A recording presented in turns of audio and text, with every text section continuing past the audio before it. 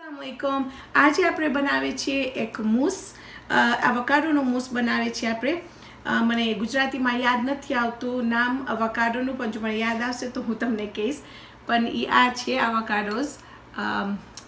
મને લાગે છે મારા જીભ ઉપર છે, પણ મને આમના યાદ નથી આવતું મને। તો આમાં આપણે બે વાપરશું। તમને જો સાવ થોડુંક બનાવવું હોય તો પણ તમે એક જ વાપરજો। એની અંદર હું થોડુંક બદામનું દૂધ નાખીશ। હવે અમે ઘરમાં બધા બદામનું દૂધ પીએ છીએ, પણ જો તમને રેગ્યુલર દૂધ નાખવું હોય તો એ પણ બિલકુલ તમારા ઉપર છે, ઓકે છે રાખવા માટે। એમાં આપણે 8 ounce હેવી ક્રીમ નાખશું, મિક્સ કરશું પહેલાં કે સાવ ફાઇન રીતે આમ ઓલું કુલ whip જેવું આમ થઈ જાય। પછી એમાં આપણે 2 ચમચા નાખશું કોકો પાવડર, ને એ આપણે નાખશું ચોકલેટ અવોકાડો મૂસમાં। અહીંયા છે મારી પાસે ઓર્ગેનિક કોકોનટ શુગર, ખાંડ જે ઓર્ગેનિક છે, નારિયેળમાંથી નીકળે છે, આપણે એ વાપરશું।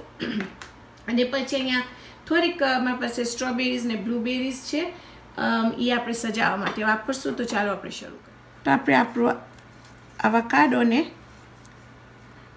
સીડ કાઢી નાખશું અને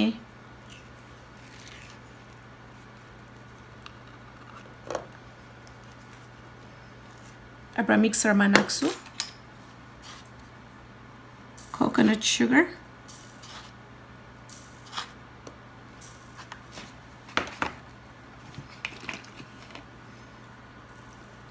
almond milk,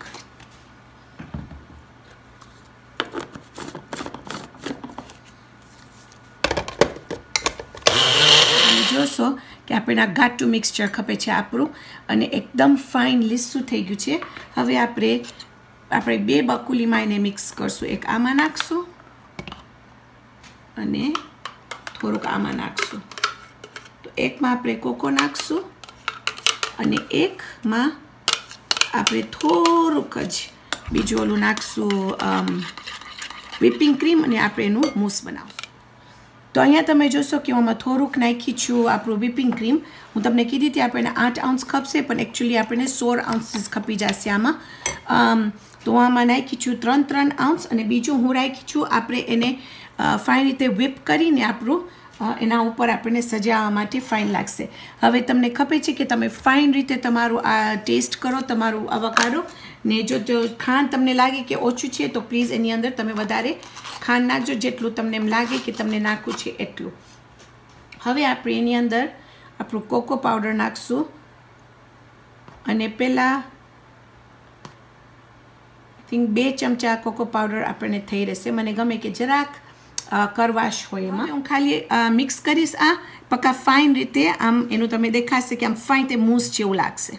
આપણે મિક્સ કરીએ છીએ આપણું, અને આપણે એટલું મિક્સ કરશું કે પક્કા જ્યારે તમે એને ટેસ્ટ કરો તો તમારા પીક્સ છે ને આ બહુ પડી જાય છે। જોઈએ આપણને ખપે છે સ્ટ્રોંગ પીક્સ દેખાય એમાં, ત્યાર સુધી આપણે હજી સુધી એને બ્લેન્ડ કરશું। આપણું whipping cream અહીંયા ફાઇન રીતે હું એને whip કરી નાખી છું। આપણા પીક્સ ફાઇન છે તમે જોશો, અને એની અંદર હું થોડુંક ખાંડ નાખી છું। એનું મેઝરમેન્ટ નથી, કારણ કે એનો માપ નથી, કારણ કે જેટલું તમને એમાં ખાંડ નાખવું હોય ને જેટલું તમને એમ લાગે કે તમને મીઠાશ ખપે છે એટલું તમે નાખજો। એની અંદર પછી હું આવી રીતે આપણી બેગ્સમાં નાખીને તમે જોશો તો ટિપ્સ છે એના નીચે। હવે આપણે એને કપમાં નાખીને શરૂ કરશું એને આપણું સજાવવા માટે આપણું કપ। અને આ whipping cream પણ હું આ બેગમાં નાખી દીધી છું, ને એનું સ્ટાર ટીપ નાખી છું કે આપણે ફાઇન રીતે એને આપણે સજાવીએ। આપણે આપણો અવોકાડો લઈ, હું ખાલી ઓલું જે ખાસ આપણું જે પ્લેન અવોકાડો છે એને હું નીચે નાખું છું, કારણ કે પછી ઉપર આપણે એને ચોકલેટ નાખશું, કહેતા જો એનું રંગ ઓલું બ્રાઉન થવા આવે તો આપણને ખબર કે હું હવે એને જુદી જુદી રીતે સજાવીશ। આમાં હું 2માં નાખી છું વચમાં, અને આમાં હું વચમાં નહીં નાખું। અને જ્યારે તમે એને ઓલું કરો તો જરાક એને આવી રીતે આમ કરી ફાઇન તે તો શું આમ ફાઇન લેવલ થઈ જાય। કે હવે આપણે આપણું ચોકલેટ લેશું, ચોકલેટ અવોકાડો લેશું, એ એના ઉપર ફાઇન રીતે આવી રીતે નાખી દેશું। ઓકે, હવે આમાં હું થોડાક સ્ટ્રોબેરીઝ અહીંયા અને નાખું છું આવી રીતે, ને તમને જેવી તમે એને સજાવવું હોય તમે સજાવી શકો છો। તમને ફ્રૂટ ના નાખવું હોય તો તમે ફ્રૂટ નહીં નાખજો। બીજી એક એવી ફાઇન વસ્તુ આમાં બહુ ફાઇન લાગી દારમ છે, અને મને દારમ હમણાં સિઝનમાં ના મળ્યું તો પણ જો તમને દાડમ મળે ને સિઝનમાં હોય તો તમે નાખજો, બહુ જ ફાઇન લાગશે. જો બધા ફાઇન રીતે આપણા થઈ ગયા છે મૂસ. હવે આપણે એને ફ્રીજમાં નાખી નાખશું લગભગ 2 કલાક માટે. ઇન્શાલ્લાહ એક વખત ફાઇન રીતે સેટ થઈ જશે. આવી અને હું એને ચાખીને તમને કહીશ કે કેવું લાગે છે. તો આપણા અહીંયા મૂસ રેડી છે. હું તમને સાચી વાત કહીશ કે આ ખાલી ફ્રીજમાં કલાક થયું છે. હું ખોબરી ના શેકી, મને ટ્રાય કરું તો હવે હું ટ્રાય કરીને તમને કહીશ કે કેવું લાગે છે. એની અંદર આપણે બધું લેશું, આપણું વ્હિપિંગ ક્રીમ, ચોકલેટ અવકાડો અને રેગ્યુલર અવકાડો.